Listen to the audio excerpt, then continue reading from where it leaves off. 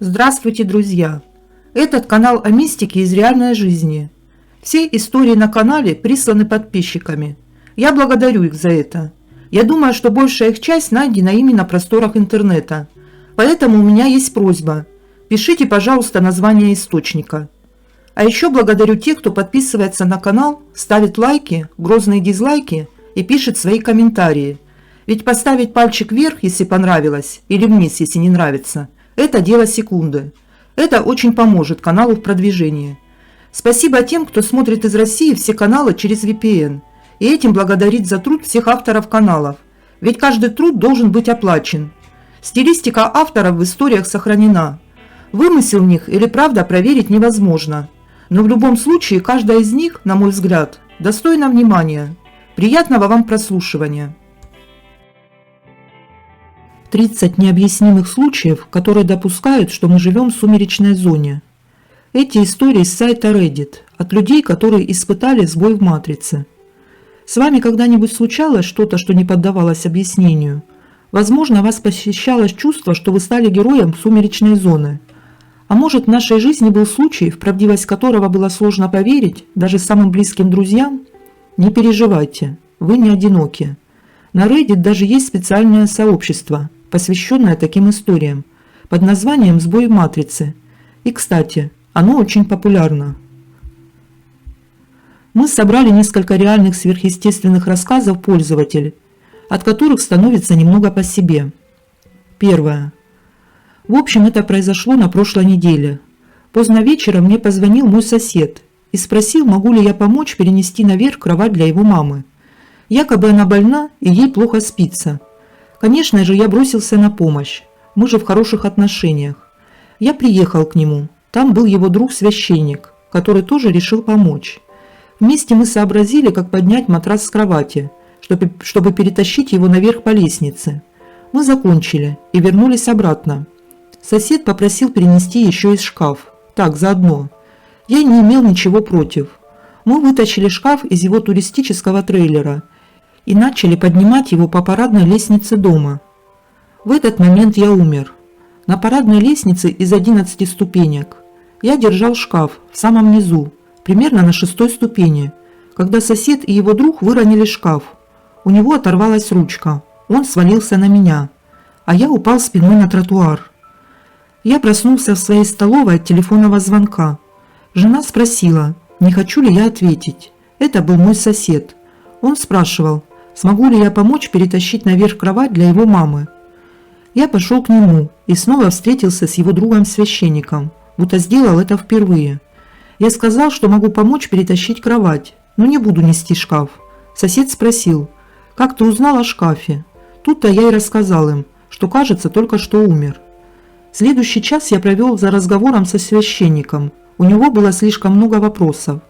Мой сосед не верил, пока я в подробностях не описал спальню наверху, вплоть до металлического каркаса кровати и замысловатого изголовья, прислоненного к стене. А я никогда не был в той части дома. Священник спросил, что я видел после смерти. Но ведь я же так и не умер по-настоящему. Я просто проснулся за обеденным столом. Получается, во сне я пережил свою смерть, а затем проснулся, чтобы спасти себе жизнь. Вторая. Однажды мы с мамой ехали по шоссе домой, а рядом с нами на переулке стоял грузовик. Внезапно он свернул на нашу полосу. К счастью, мама смогла уехать с дороги до того, как произошел удар. Но после я стал чувствовать себя очень странно. Вся правая сторона моего лица стала горячей и липкой. Я почувствовал вкус крови и очень резкий запах бензина. Потом у меня сильно заболели голова и правая рука. Я перестал чувствовать ноги. Как только боль начала усиливаться, она резко прошла, сменившись холодным жутким ознобом. Я рассказал об этом своей маме, но она не смогла найти объяснение. Думаю, я почувствовал боль в какой-то параллельной вселенной, где маме не удалось избежать аварии. Третье. Это произошло лет 7-8 назад. Однажды ночью мы с мужем лежали в постели и смотрели телевизор. Краем глаза в дверях нашей спальни я заметила ребенка. Будучи уверенной, что это наш единственный сын, я похлопала мужа и сказала: «Смотри, кажется, Конор хочет нас напугать». Муж повернулся. и мы оба наблюдали за тем, как ребенок вошел в нашу комнату. Не могу объяснить, это был очень странный момент. Мы молча смотрели на сына, не сразу сообразив, что этот ребенок был чужим. Он неуклюже проковылял к нашей кровати, слегка запрокинув голову. Его кудри подпрыгивали, подгузник шуршал при движении. Затем он опустил голову, будто присев, а когда мы встали, чтобы не потерять его из виду, его и след простыл. Я взглянула на Криса, моего мужа, и спросила: «Мы что, только что видели привидение?» И почти сразу добавила: «Хотя кто знает, может, у нас будет еще один малыш, и он будет кудрявым». Потом мы рассмеялись, ведь в то время даже не пытались завести еще одного ребенка. Зачарованные мы пошли навестить нашего сына, который мирно и крепко спал в своей кроватке. А через несколько месяцев оказалось, что я беременна. Вот так сюрприз. Время летит слишком быстро. Нашему Лиаму уже 2 годика. Он неуклюже бродит по нашей спальне. Слегка приподняв голову, его кудряшки весело подпрыгивают в воздухе. Тут меня будто окатило ледяной водой. Это был тот самый ребенок, который приходил к нам в гости. У меня нет никаких сомнений. Вдобавок ко всему, всякий раз, когда Лиам ночевал в другом месте, например, с моими родителями, он являлся ко мне во сне. Например, однажды он пришел и просто мне улыбнулся. Он был в маленькой красной рубашке, а его волосы были коротко острижены, хотя когда мы его оставляли, они были длинными. На следующий день я пошла забирать детей от мамы. И что я увидела? Ко мне вышел коротко стриженный Лиам в маленькой красной рубашке. Вот такой вот глюк в матрице. Один из многих, но самый яркий. Думаю, наш сын путешествует астрально. Так он виделся с нами еще до своего рождения. И я узнаю эти кудри где угодно. Тот факт, что мой муж был свидетелем этого вместе со мной, делает ситуацию еще более странной, но не менее захватывающей. 4. Я работаю в столярной компании. Однажды я доставлял груз на строительную площадку, которая находилась примерно в часе езды от работы. И каждый раз, когда я выходил из здания, я проигрывал видео, компиляции Reddit, через наушники. С момента начала видео прошло 8 минут. Я стоял на красном цвете в центре города, с не очень приятным чувством дежавю. Видео начало буферизироваться. Я подумал, что это странно. С интернетом все было в порядке, но я решил подождать.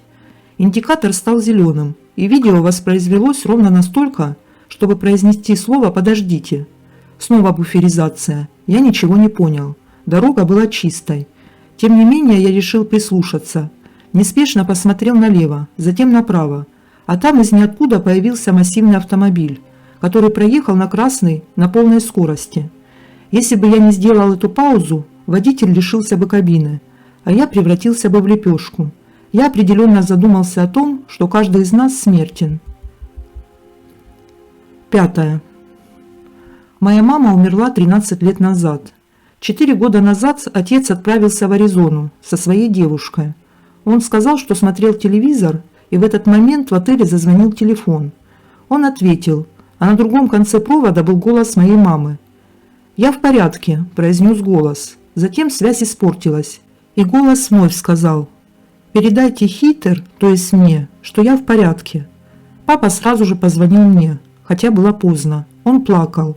Он не верит в сверхъестественное, но до сих пор не может объяснить этот звонок. 6. 3 дня назад я разговаривал с отцом, и он рассказывал мне о своей университетской жизни. Мой папа родился в бедной семье. У него было очень тяжелое детство, и ходил он в худшую школу в нашем городе. Когда пришло время поступать в университет, дедушка скончался, оставив отца за главного, того, кто должен был заботиться об остальной части семьи, поскольку был старшим. Он ошибся и принял серьезное решение из-за неправильных советов людей и поделился, что до сих пор об этом жалеет. Университетские курсы велись на английском, наш второй язык, которого папа не знал. Он сказал мне, что это были самые мрачные времена в его жизни. Он хотел сбежать и даже думал покончить с собой. Совсем недавно, в возрасте 55 лет, он получил степень магистра в области английской литературы и сказал мне, что не знал, что это когда-нибудь станет возможным. На следующее утро отцу пришлось поехать в родной город. Там жили его дальние родственники, которые испытывали финансовые трудности. а папа, добрая душа, хотел им помочь. Город находился в 3 часах езды. Обычно он пользовался общественным транспортом, но в этот раз поехал своим ходом. Мама не на шутку разволновалась, поэтому мы решили звонить ему каждый час. Когда я позвонила, он сказал мне подождать и припарковался в соседнем ресторане, который походил на контрольно-пропускной пункт для грузовиков. Не знаю, что на меня нашло, но я начала плакать и говорить ему, как им горжусь. Я говорила и говорила, продолжая убеждать его, что он не какой-то неполноценный, потому что это не так. Он был замечательным отцом и отличным человеком, на которого можно было равняться. В ответ папа тоже начал плакать и сказал мне, что поговорит со мной, когда вернется. Что ж, он вернулся, просто обнял меня и рассказал, как 30 лет назад он был в том же городе в гостях, у тех же родственников, и сидел в автобусе, который остановился на заправочной станции. Там он позвонил своей маме, но на другом конце голоса услышал мой голос. Я говорила ему то же самое, что сказала вчера. В тот день он так и не позвонил своей маме, моей бабушке, а просто стоял и плакал. По его словам, мой голос дал ему силы продолжать борьбу. Вчера он понял, чей именно голос это был. Теперь родители воспринимают это как знак, который был послан Богом и который помог отцу в момент, когда он был уверен, что рядом с ним никого нет. 7. Мой отец каждый день пил из одной и той же черной чашки. Однажды он налил воду в другую, белую чашку. Я спросила его, почему он решил сменить кружку. На что он ответил, что всегда ей пользовался. Не поверите, я провел опрос среди других членов семьи, и они все сказали то же самое. 8. Это произошло прошлой ночью. Работаю в сети АЗС. Мы находимся за пределами большого пригорода. Нельзя сказать, что в глуши. Напротив, редко бывает, чтобы к нам не заглядывали несколько часов подряд. Было слегка за полночь. Учитывая обстановку в США, в такое время были открыты заправки и некоторые бары, так что вечер проходил очень медленно. Я был единственным в магазине, когда к нему подъехала машина. У нее были двусторонние шины, а сам автомобиль был вполне стандартной 4-дверкой. Я не очень разбираюсь в марках, но знаю точно, машина была чуть лучше автомобиля высшего среднего класса, которому было всего несколько лет. Из машины вышла женщина и подошла к нашей двери. На лице читалось изумление. Выглядела она так, будто только что увидела призрак. Она шла, потом как бы замерла у двери на секунду, вглядываясь внутрь, прежде чем войти. Она ничего не искала, не делала покупки, а просто стояла. Казалось, это продолжалось целую вечность. Опять же, бары были открыты, поэтому я подумал, что, возможно, она немного пьяна, или у нее была тяжелая ночь. Поэтому я сказал: «Добро пожаловать на заправочную станцию. Дайте знать, если вам понадобится помощь». Наконец она меня заметила и сходу задала самый странный вопрос, который мне когда-либо задавали на работе. «Вы что, можете меня видеть?» «Да», — ответил я. «А что тут еще скажешь?» Внезапно она расплакалась прямо посредине моего магазина, поэтому я вышел из-за прилавка, чтобы посмотреть, что случилось. Я взял мобильник на случай, если мне понадобится позвонить в полицию или что-нибудь для нее сделать. Я попросил ее присесть, дал бутылку воды, и после того, как она немного перевела дыхание, она сказала: «Я думала, что я умерла». Я снова подумал, что, может быть, она в чем-то замешана, но это была женщина средних лет, которая выглядела как обычная домохозяйка из пригорода. У нас очень скучный городок. Даже нет наркоманов, которых можно найти ближе к крупным городам. Она поинтересовалась, может ли позвонить своему мужу, чтобы он ее забрал. У нее был свой телефон. Она сделала звонок, особо ничего не объясняя, лишь сказав, где она, и попросив ее забрать. В конце концов, после нескольких минут молчания, она начала свой рассказ. Я возвращалась домой с ужина с коллегами, и когда пересекала перекресток, в меня врезался грузовик, который проехал на красный. Она сказала, что ясно помнит, как ее машина врезалась в столб, взлетела в воздух, а потом пустота. Я попытался успокоить ее, дав понять, что ее машина стоит на улице и выглядит абсолютно нормально. Но она уверяла, что потеряла сознание, потом проснулась в машине скорой помощи на долю секунды, снова впала в беспамятство, а затем очнулась в своем авто на перекрестке, ожидая смены красного цвета. Все это так ее напугало, что она подъехала к ближайшему открытому месту, чтобы просто выйти из машины. В конце концов за ней приехал муж. Он спросил, знаю ли я, что случилось, и хотя она вроде как объяснила мне, я просто пожал плечами, потому что я и правда не знал, что происходит. Она нехотя села на пассажирское сиденье машины, и они уехали домой. Я дорабатывал смену, пытаясь осмыслить, чего именно я стал свидетелем. 9. Я немного в шоке. У меня была очень хорошая подруга, которая мастерила небольшие украшения, и у меня даже было несколько экземпляров. Больше 8 лет назад я купила у нее серьги, но надела их всего пару раз, потому что потеряла одну. Я всегда говорила ей, что нужно сделать замену, но, к сожалению, она сильно заболела и быстро умерла от рака, так что у нее больше не было возможностей для творчества. Я хранила ту самую единственную сережку в маленькой коробочке с другими безделушками. На днях я собирала вещи, переезжаю, и открыла эту коробочку. Что я увидела? В ней лежали обе сережки, и я не могу объяснить, как и почему. Возможно, я потеряла сережку в другой вселенной. 10. Я уронил телефон на кухне и попытался поднять его с пола. Но его там не было. Я слышал, как он упал на пол, но не мог его найти. Это произошло посреди комнаты, и он никак не мог отлететь больше, чем на метр. Я проверил все, обошел весь дом, но его нигде не было. Мама позвонила на мой телефон и сказала, что он отключен. Я проверил локатор, но приложение показало, что не может найти мой телефон, потому что он не издает сигнал. Это было 4 года назад, и мы до сих пор его не нашли, будто он провалился сквозь пол. 11. Недавно мой муж работал в ночную смену, чтобы помочь нашей семье финансово оправиться после карантина. Он вышел из дома около 20:15. Наша дочь 11 лет и я решили устроить ночь кино. Около 11 часов вечера я услышала звон ключей на заднем дворе и звуки, которые издает мой муж, когда приходит домой. Я прокралась на кухню, чтобы убедиться, что это он. Так оно и было. Он сказал мне, что ему нужно взять компрессионный наколенник. Он прошел по коридору, поздоровался с нашей дочерью, пересек гостиную и поднялся наверх. Затем спустился, поцеловал меня и снова ушел. Мы закончили смотреть фильм и легли спать. Утром, когда он вернулся домой, я пошутила, не забыл ли он свой наколенник. Он был искренне сбит с толку моими воспоминаниями о прошлой ночи. Дочь подтвердила все, что я сказала, и он все еще не понимал, что происходит.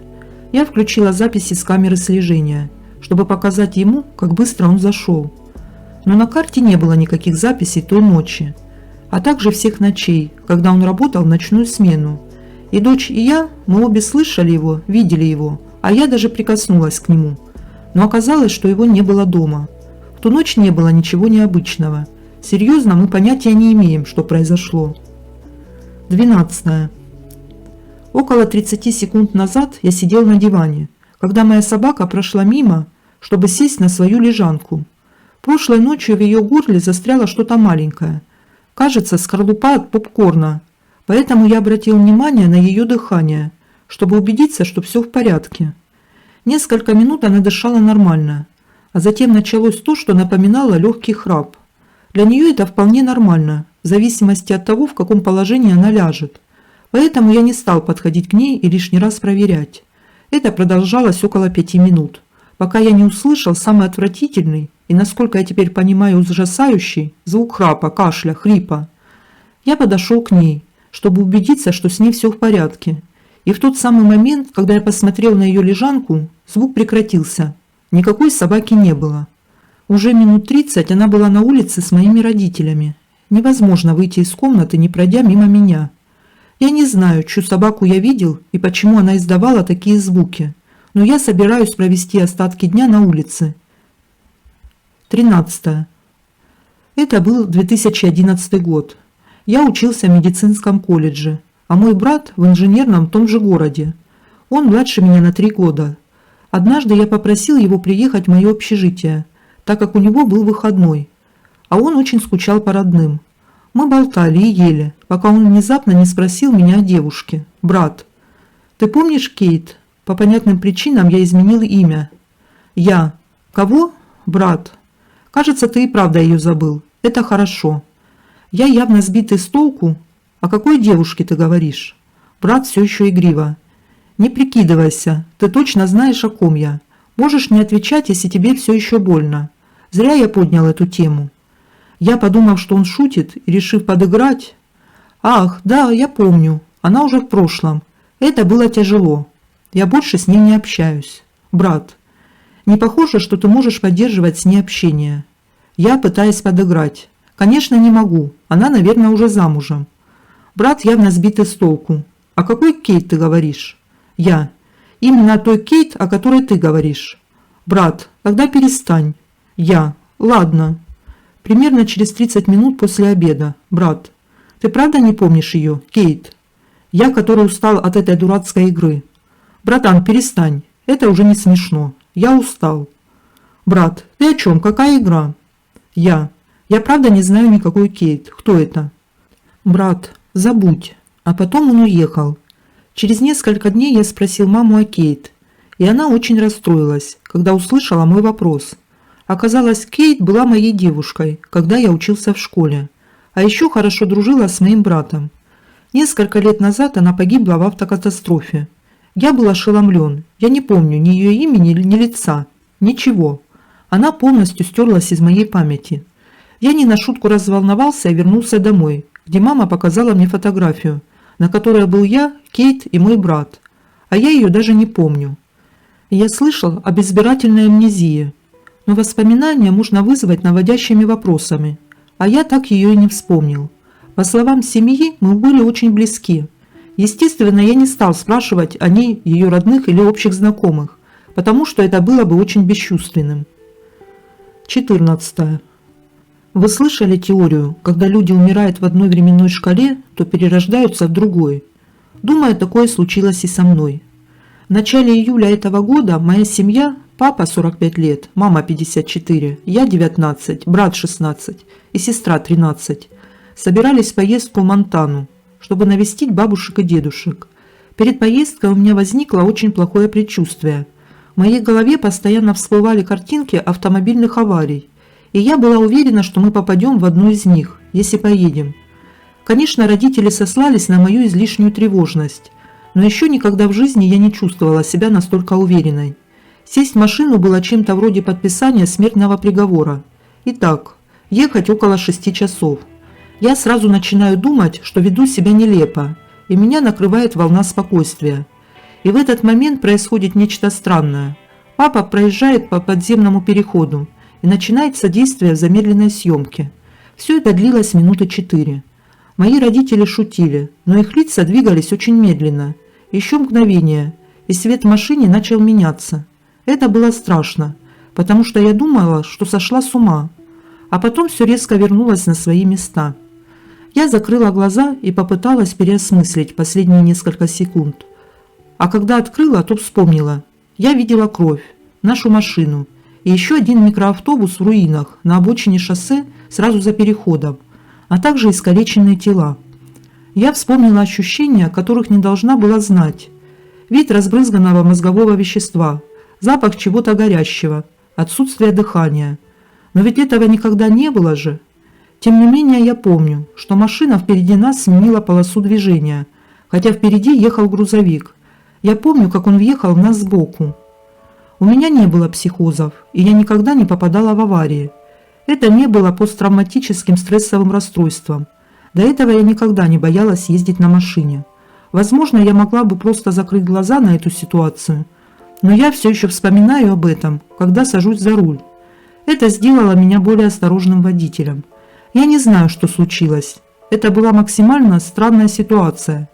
В тот момент у меня было четкое ощущение, что я в каком-то смысле умерла. 15. В начале декабря 2015 года мать моего бывшего парня скончалась дома после операции и других проблем, связанных со здоровьем ее сердца. Она родилась с редким заболеванием. К сожалению, у нее произошла остановка сердца, и мы не смогли ее спасти. Так что это событие само по себе было чрезвычайно травматичным и неожиданным. Пару ночей спустя мы решили навестить друзей, которые хотели выразить свои соболезнования моему бывшему. Все очень любили его маму. Мы сидели в гостиной друзей и смотрели телевизор. Одна подруга шутила, а я снимала видео. И отлично помню, как в кадре была Эми. Я сохранила видео, но когда посмотрела в экран, что-то было не так. Вместо Эми было зернистое видео с фоном, который, казалось, находился где-то снаружи. На 100 000% не в гостиной. А на экране была мама бывшего. Она сказала что-то вроде: «Я в порядке, детка, я в полном порядке». Несколько друзей видели ее на моем телефоне, прежде чем она исчезла. Она выглядела молодой и энергичной, и широко улыбалась. Кто-то бросил мой телефон другому другу через диван, чтобы он посмотрел, но видео исчезло. Когда мы взглянули на исходное видео, никакой мамы там не было. В ролике вновь была Эми, точно такая же, как я видела ее во время записи. 16. Я 26 лет, и моя девушка 25 лет. Живем в квартире 2,5 года. Все было нормально, пока не начался карантин. Тогда я начал замечать странности. Например, последние 3 недели моя подруга добавляет сахар в утренний кофе, хотя на протяжении всех наших отношений она резко выступала против этого. Это может показаться мелочью, но она всегда жаловалась на то, что я не знаю, что такое настоящий кофе, так как кладу в него много сахара. В первый же день, когда я увидел, как она пьет кофе с сахаром, я спросил ее, зачем она это делает, а она лишь посмотрела на меня в недоумении и сказала что-то вроде: «О чем ты говоришь? Я всегда это делала». На мгновение я почувствовал себя немного растерянным. Затем мы сменили тему, и я забыл об этом до следующего утра, когда она сделала то же самое. Самое странное произошло на днях. Днем я работал дома. Я аспирант на факультете информатики. Когда моя подруга спросила, что произошло с парнем, о котором я раньше никогда не слышал, я поинтересовался, о ком она говорит, на что получил ответ: «Это тот коллега, о котором ты всегда рассказываешь, из твоей компании». Я замер и попросил ее повторить, и она повторила то же самое снова и снова. Затем я сказал ей, что я не работаю ни в одной компании и никогда не работал, так как я получил докторскую степень сразу после получения степени магистра. В этот момент она замерла, и мы несколько минут молча смотрели друг на друга в глаза, совершенно потрясенные и сбитые с толку. Затем она спросила меня, что происходит, и я напомнил ей о кофе. В этот момент она заплакала и спросила, что с нами не так. Ни у нее, ни у меня, ни у кого-либо в наших семьях никогда не было проблем с психикой. Мы не знаем, что с этим делать. Что с нами не так? 17. Я живу в очень маленьком городке. Однажды я закончила покупать продукты и запрыгнула в машину, чтобы поехать домой. Когда я подъехала к концу подъездной дорожки магазина, включив поворотник, чтобы выехать на главную, я увидела, что в мою сторону ехал большой белый пикап, который нужно было пропустить. Он напомнил мне пикап моего мужа, только более старый и ржавый по краям.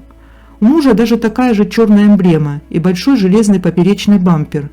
Когда пикап проехал мимо, у меня чуть не отвалилась челюсть.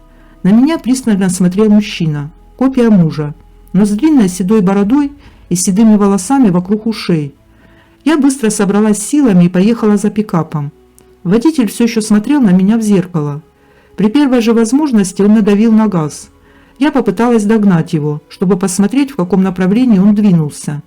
Мне показалось, что пикап ехал по направлению к моей дороге, но я так и не поняла, свернул ли он или нет. Я знаю, что это немного безумие, но я не могла не почувствовать полную связь с мужем, когда увидела его отражение в боковом зеркале. Каждый раз, когда я об этом думаю, у меня мурашки по коже. Он как будто знал, что я – это я, и что ему нужно было выбраться отсюда, прежде чем я смогу за ним проследить. Я вернулась домой. Муж работал в своей деревянной мастерской. Я рассказала ему о ситуации, а он лишь усмехнулся и спросил, достаточно ли горячо он выглядит в старости. 18. Вокруг меня всегда творилась какая-то дичь, поэтому у меня есть сразу несколько историй о старом доме моего отца, который, кажется, населен привидениями. Еще ко мне дважды приходил мой погибший лучший друг, что было приятно. Итак, этим вечером мой муж 42 года и я 30 лет находились наверху, разбирая белье, когда его дочь 17 лет позвала нас спуститься вниз, потому что ужин был готов. Я спустилась по лестнице, мой муж шел прямо за мной, буквально в 2 шагах от меня. Пока мы шли, он делал свое обычное дело, щекотал мне затылок. Нижняя часть нашей лестницы деревянная, поэтому можно услышать, когда на нее кто-то наступает. Когда мы добрались до низа, мои ноги, как обычно, коснулись пола. Я повернулась, чтобы спросить о чем-то мужа, но его там не было. На секунду я замерла, посмотрела вверх на лестницу и увидела его. Его трясло, он был бледный, как полотно. Я спросила, что, черт возьми, только что произошло, а он ответил: «Я не знаю. Я шел позади тебя и уже собирался наступить на пол, но следующий шаг вернул меня обратно наверх». Мы были очень напуганы. Мы ничего не сказали его дочке, потому что она скептически относится к этой чепухе. Я пытаюсь набраться смелости и оставить свой ноутбук для записи звука на ночь, потому что в доме определенно происходит что-то странное. 19. Итак, это произошло 2 дня назад. Я сидел дома из-за карантина и, по моему мнению, спал. Когда я проснулся, мама смотрела на меня с очень шокированным и встревоженным выражением лица и слезами на глазах. Она спросила меня, где, черт возьми, я был. Я удивился и ответил, что спал прямо здесь, в своей постели. Она не поверила мне. По ее словам, она проверяла, но меня там не было. Оказалось, вся моя семья проснулась утром, а я не пришел на завтрак. Поэтому папа зашел в мою комнату и увидел одеяло и подушку. Я сплю с одеялом на лице. Потом пришла мама, чтобы меня разбудить. Но когда она подняла одеяло, никого не было. Она запаниковала и рассказала об этом моему отцу. Они обыскали весь дом и даже пытались позвонить мне, но ничего не помогло.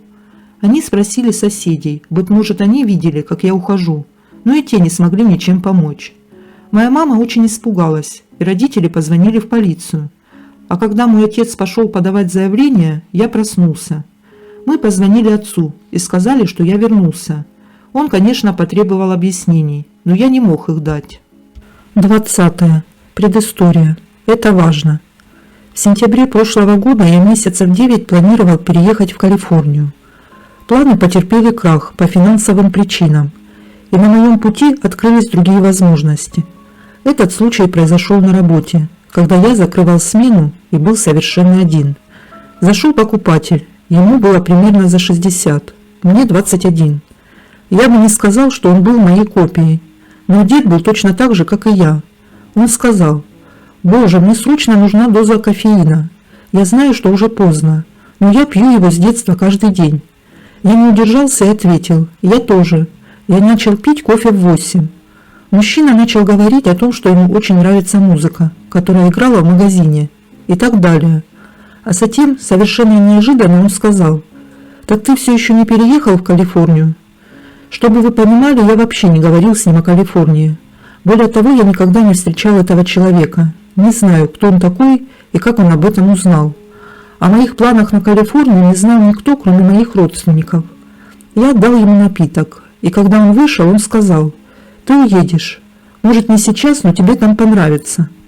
Он вышел, и больше я его никогда не видел. Я спросил своих родителей и всех, кто знал о моих планах, рассказывали ли они кому-то о них. Все ответили нет. Я до сих пор нахожусь в некотором трепете. 21. У меня ужасное зрение. Без очков и линз я не вижу ничего, даже на расстоянии полметра. Вчера мама и брат заехали за мной, чтобы довести меня до работы. Я немного опаздывала, поэтому у меня не было времени вставить линзы и нанести мейк, так что я собиралась в дороге. Пока мама вела машину, я сидела на пассажирском сиденье с опущенным зеркалом. На минуту я сняла очки, чтобы нанести тени для век. Обернулась на брата, который задал какой-то вопрос. Закончила краситься и закрыла зеркало.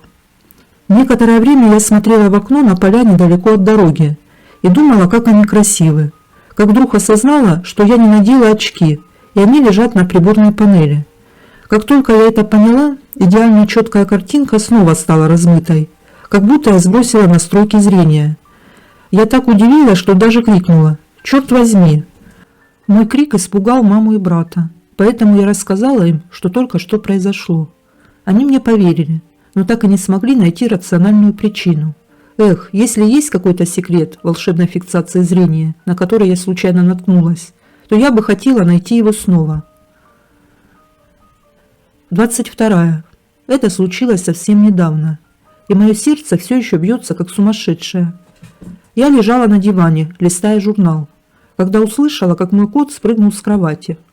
Обычно после сна он бежит на улицу, поэтому я взглянула на него и спросила: «Хочешь на улицу, дружок?»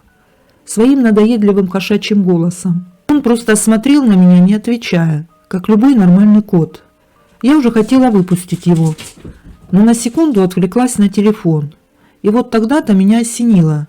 Я уже выпускала его на улицу несколько часов назад.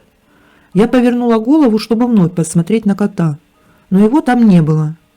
Я подошла к входной двери. И да, он был снаружи. Он зашел внутрь, когда я открыла дверь. Понятия не имею, что это было. 23. Это произошло несколько дней назад. Мы с мужем были дома. Никто из нас не был в состоянии алкогольного опьянения и так далее. Был обычный вечер. Для справки. Я ростом 176 сантиметров, а мой муж 173. Мы вместе уже много лет и очень хорошо знаем, как выглядит каждый из нас. Я пошла на кухню, чтобы сделать бутерброд, и что-то пошло не так. Я не знала, что именно. Пока мой муж не спросил, не стала ли я выше, чем обычно. Я была босиком, но в то же время перед моими глазами открывался вид, будто я стою на цыпочках.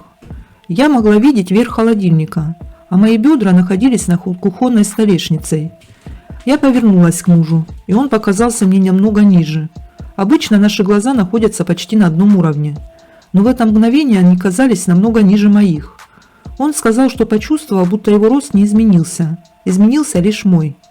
Понятно, что мы оба перепугались до чертиков и еще долго бродили по квартире, пытаясь понять, что происходит. Внезапно все снова стало как прежде, и я вернулась на кухню. Больше я не могла видеть верх холодильника, а кухонная столешница сравнялась с моими бедрами. Вернулись и глаза мужа.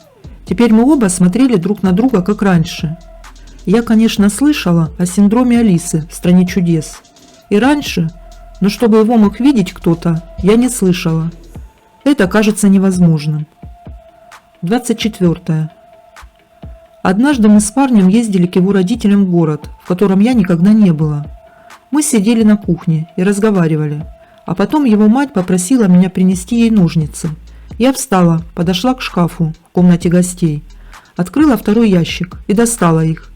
Я ведь не могла знать, где они лежали. 25. Это всего лишь мелочь, но она все еще меня волнует. Ведь я не могу придумать никакого объяснения. Я играла со своей собакой в гостиной. В один момент я бросила мяч. Собака схватила его и бросила мне на ногу, терпеливо ожидая, пока я наклонюсь, чтобы его поднять. Я наклонилась, моргнула, а мяч исчез. Я заглянула под диван, прикинув, что, возможно, собака закинула его туда, или я случайно пнула его ногой. Но мяча нигде не было, а собака все еще смотрела на то место, куда она его уронила. И когда он исчез, она выглядела такой же смущенной, как и я. Я обыскала всю комнату, которая была не очень большой, и в конце концов нашла мяч в противоположной стороне прямо посередине. В то время у нас был только один мяч, поэтому мы не могли спутать его с другим. Я так и не нашла никакого разумного объяснения, а собака была просто рада, что ей вернули игрушку. 26. Краткое предисловие. Все мы были абсолютно трезвыми. Итак, летом мы с друзьями ездили в путешествие на озеро Пауэлл. Там было очень красиво. Мы плыли на лодке по каньонам, продвигаясь все дальше и дальше. В какой-то момент я подумал про себя что-то вроде: «Черт возьми, это место такое красивое, что кажется нереальным». И когда только я начал говорить это, что крутилось в моей голове, друг обернулся и произнес: «Чувак, у меня такое чувство, будто мы в кино, а все вокруг реквизит для фильма. Так нереально это выглядит».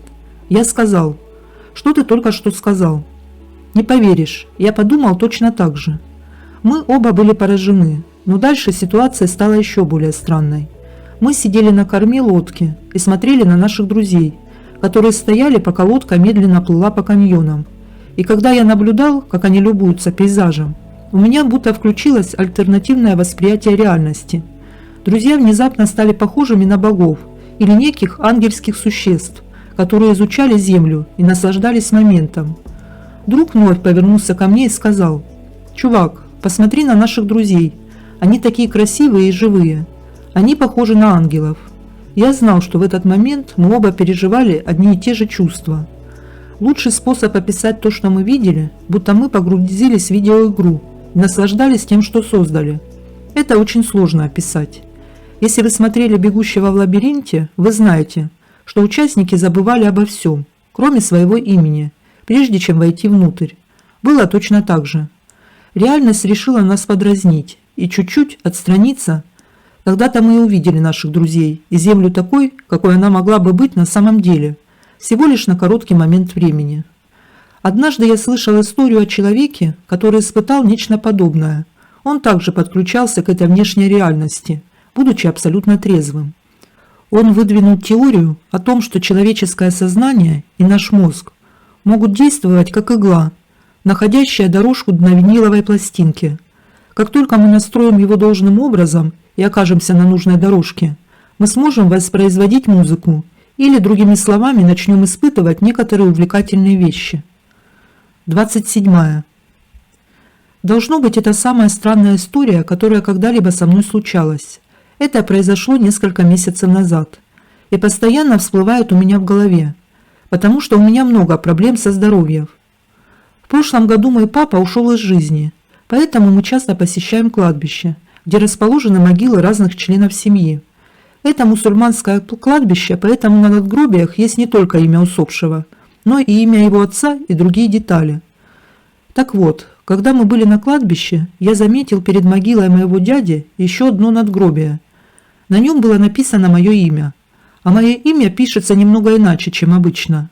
Но на том надгробии оно было в точности, как в моем документе, а еще там стояла такая же дата рождения, как и у меня. На этом странности не закончились. Мой отец, имя которого тоже пишется необычно, родом из маленькой деревни в Кашмире. На том надгробии тоже было указано имя отца. Имя моего отца с его необычным написанием. Напомню, мой папа из деревни. Угадайте, откуда был родом отец незнакомца? Да, из той же деревни. Это действительно меня сбило с толку. Я знаю людей из той деревни, поэтому связался с ними, чтобы узнать, слышал ли кто-нибудь об этом человеке, но оказалось, что нет. 28. Я сама создала сбой матрицы. Однажды я припарковалась перед магазином, купила 6 бутылок воды и пошла на вторую кассу, чтобы расплатиться наличными. Через полчаса я вспомнила, что в ближайшее время не выйду из дома, поэтому решила купить еще больше воды. Все произошло в том же порядке. Я припарковалась на том же месте, вошла в магазин, купила 6 бутылок воды и расплатилась на второй кассе. Более того, я расплатилась такими же купюрами, как и в прошлый раз. Девушка-кассир посмотрела на меня с некоторым ужасом и замешательством, но не заметила моей улыбки под маской. 29. Пока я ел сырные палочки, я услышал скрип кухонного пола, но не услышал, чтобы кто-то двигался. Я продолжил есть, а несколько мгновений спустя сбоку от стола появилась моя собака, которая выпрашивала еду. Дело в том, что она умерла 6 лет назад. Мы звали ее Бочонком из-за ее веса и формы, и каждое Рождество я дарил ей немного человеческой еды в качестве маленького подарка. Думаю, она приходила на Рождество. Я до сих пор в шоке, потому что видение было слишком четким и ярким, но я очень счастлив. 30. Это самая странная ситуация в моей жизни. Я просматривал свои фотографии и удалял некоторые из них, чтобы освободить место на телефоне, и время от времени натыкался на свое фото в рубашке. Затем я подумал: крутая рубашка, что с ней случилось? Совершенно исключено, что я оставил ее где-нибудь в общественном месте и забыл забрать домой. Обычно такое случается только с футболками и лонгсливами. Я не помню ни одного момента, когда я публично снимал рубашку, забыв, что я вышел из дома в одежде и просто пошел домой с голым торсом. Это ведь просто смешно. Оранжевое нечто. Автор Чешковна. Со мной всякая жуть приключалась именно в деревне, где я прожила до 17 лет. Истории короткие, но до сих пор не могу найти им какое-то разумное объяснение. Расскажу про самую для меня жуткую и загадочную. Я и моя подруга, нам тогда было лет по 12-13, пошли за частные дома, за огороды, перекатить большой поролоновый кусок на ее улицу, чтобы на нем играть, потому что прошлый такой кусок уже стал грязным. Решили обновить, так сказать. Не знаю, что это были за поролоновые штуки, больше я их нигде не видела. Так вот, наша цель была за огородом ее бабушки. Эти огороды примыкали к лесу. Дальше улиц не было. Был обычный летний солнечный день. Мы уже пересекли огород, вышли к лесу, подошли к этой штукенции. Как вдруг боковым зрением я заметила какое-то движение на свеженапиленном горбыле, что-то типа досок, если кто-то не знает. Он лежал в метрах 10 от нас. Я, естественно, повернулась посмотреть. Не знаю, как точно описать, что мы увидели. Это было что-то или кто-то по форме напоминающее худощавого человека. Оно сидело на корточках наверху этой кучи. Оно было полностью оранжевым, будто в сплошном костюме оранжевого цвета. Ни лица, ни каких-либо подробностей. Мы смотрели на него около полминуты. Нам не было страшно, пока оно начало спускаться по доскам все так же на корточках. Вот тогда мы жутко испугались. Забыли про этот кусок и рванули обратно в огород. Пока мы бежали в огород, оно побежало на 2 ногах в лес. Самое интересное, что оно как будто немного светилось изнутри. Летние каникулы. Автор абстракт. У меня истории будут короткие. В детстве летние каникулы я проводил у двоюродной бабушки. А соседи про бабушку это говорили, что ее любят мертвые. Ну, то есть она часто видела мертвых. Они с ней постоянно взаимодействовали. И пока я там жил, со мной тоже происходили очень странные дела. История первая. У этой бабушки был муж, он умер. И меня привезли с братом к ней в деревню, ну, чтобы ее одну не оставлять. И вот мы сидим на веранде, строим космические корабли из коробок от обуви. И понадобились старые ножницы. Брат мне и говорит: иди к бабушке в комнату, там на стене на крючке висят ножницы, принеси их. А дом был мрачный, потому что перед окнами росли деревья и кусты, из-за чего дневной свет плохо попадал. Да и сам дом был старый, без фундамента и как бы наполовину под землей. Ну так вот, открываю я дверь в сени, смотрю вперед и вижу, как из-за печки выглядывает умерший дед и улыбается. У меня чуть сердце не остановилось. И он как бы головой махнул, типа иди сюда, не бойся. Естественно, я бросился обратно к брату. Рассказал эту историю бабушке. Она сказала, что не прошло 40 дней, и дед приходил попрощаться. История вторая. Эта история произошла не со мной, а как раз с бабулей. Но тронула она меня до глубины души. У этой бабушки была дочка. Эта дочка вела разгульный образ жизни, выпивала и гуляла. И вот она пропала. Пошли в милицию, сказали ждите. Нагуляется и вернется. А бабуля себе места не находит, переживает. И слышит, что во дворе заскулила собака. Да так жалостливо. Выхожу, говорит, во двор. И вижу, мужик лезет через забор. Я испугалась, но все равно говорю: ты что же, Ира, делаешь? У меня брать нечего. А мужик оборачивается, и видит она, что это муж ее покойный. И что-то лопочет не по-нашему. Одно слово она только поняла: Маша. Это имя пропавшей дочки. Бабушка начала молиться, и муж исчез. А с утра дочка вернулась. Она встретила нового хахаля. И они сделали лежанку себе на сеновале и там бухали. И этой ночью ей приснился отец умерший и сказал возвращаться домой. Бабушка сказала, что муж к ней пришел, чтобы намекнуть, что с дочкой все хорошо. История третья. Возможно, это не мистическая история, но тоже загадочная для меня. Что еще примечательно, то дом этот находился на окраине. Заканчиваются огороды, и дальше идет ручей, весь в камыше. А за ручьем росло огромное дерево. Ну или мне оно казалось огромным. И повадились мы с братом и другом туда ходить. Место тихое, рядом никого. Сделали там типа шалаша. И там стояла 3-литровая банка. Но мы начали в нее камешками бросать, кто попадет. Бросаем, камень от нее отскакивает. Мы еще удивились, какая крепкая. Прошла пара минут, мы уже своими делами занимаемся. Пацаны в шалаше снизу сидят. Я залез на дерево. У нас там был типа второй этаж. И слышим звук бьющегося стекла. Смотрю, банка разлетелась на мелкие кусочки. Я перевожу глаза на шалаш. А пацаны уже бегут, сломя голову, только пятки сверкают. Я прыгаю сверху вниз, кубарем разламываю нашу постройку и бегу за ними. Слышу за собой тяжелое дыхание. Оборачиваюсь и вижу какое-то существо, все лохматое, как снежный человек, которое бежит за мной. Было очень страшно, но тут уже виднеются огороды. Делаю последний рывок и прыгаю в картошку. Оборачиваюсь, никого нет. И вот что это было? Рассказал бабушке. Она сказала, это, наверное, вас кто-то пугнул из алкашей. В шубе, летом.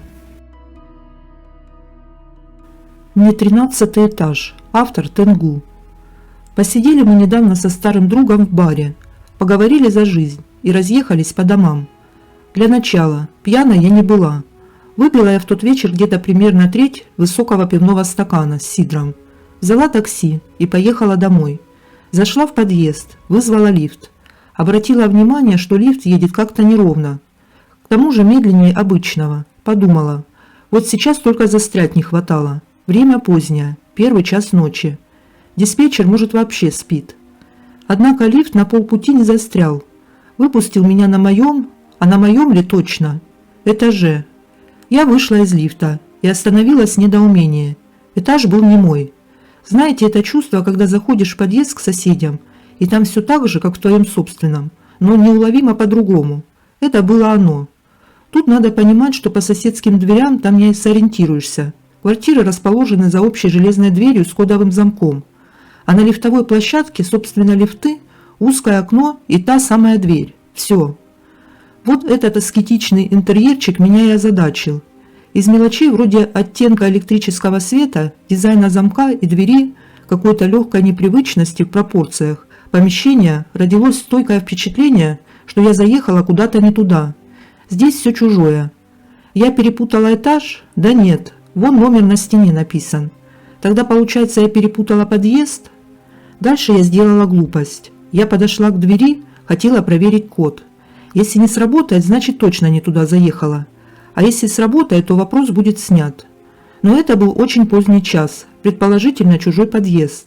Мне ужасно не хотелось ничего проверять. Мне хотелось развернуться и уехать. Да побыстрей. Прямо сейчас. Я развернулась и уехала обратно на 1 этаж. С большим, надо сказать, облегчением. 1 этаж. Никаких странностей. Это мой подъезд. Для очистки совести я даже на улицу выглянула в осеннюю ночь. Разумеется, и снаружи подъезд мой. Ощущая себя полной идиоткой, я снова вызвала лифт. На сей раз выбрала другой. В том тормознутом желания подниматься не было. И приехала на свой этаж. Я не могу сказать, что он переменился в мгновение ока. Перекрасился в розовый цвет, отрастил цветочки на подоконниках и замостился новой плиткой. Нет. Просто теперь это был мой этаж. И свет лампочки там был знакомый, и оттенок стен, и дверь та. Я набрала код, он сработал. Вроде кнопки на кодовом замке были более расхлябанные. Я ухватилась за эту мысль. О, наверное, пока меня не было дома, замок на двери поменяли. Поэтому она показалась мне такой незнакомой. Ну что сказать, замок не меняли. Я потом выяснила. Что же это все-таки такое было? Мне вообще нельзя пить. Меня дезориентирует даже Кока-Кола. А почему тогда чувство «где я» возникло у меня на этаже и пропало, как только я оттуда смылась? Я всегда думала, что дезориентированный человек в этом состоянии пребывает не 5 минут, как по часам, а более протяженно во времени и пространстве. Но сравнить мне не с чем. Я пьяной до потери ориентации никогда не бывала. Вообще странные эпизоды с этой лифтовой площадкой уже бывали. В прошлом доме у меня была странная квартирка, где вещи пропадали необъяснимо. В этом квартира ок. Зато вот, пожалуйста. Когда я все это переваривала, у меня в памяти всплывали истории, типа про радиомаяк, где мальчик пришел домой со школы и услышал через дверь собственной квартиры, что там работает это самое радио. Вот он тоже не стал ломиться в неизведанное, ретировался, а со второй попытки уже все в норму вернулось. Да и вообще, это все такое общее место, лифты, этажи. Сколько фильмов снято, игр сделано. Кстати, лифт. На следующий день он уже работал с нормальной скоростью, не подвисал. И что это было? Следы. Источник электромаджор. Я в 2000-х пилил лес. Это было в Мурманской области. Нас трое было. Я с другом со штилями и человек, который нес бензин, масло, воду. Мы шли по просеке и распиливали спиленные деревья и сучья, выкладывая их аккуратно в центре просеки. Дело было в августе. Уже полярный день заканчивался, и ночью были сумерки. Набрели мы на лэп, которая стояла на песчаной отсыпке, а вокруг камни, и на краю отсыпки, на песке, я заметил след босой человеческой ноги и медвежий след.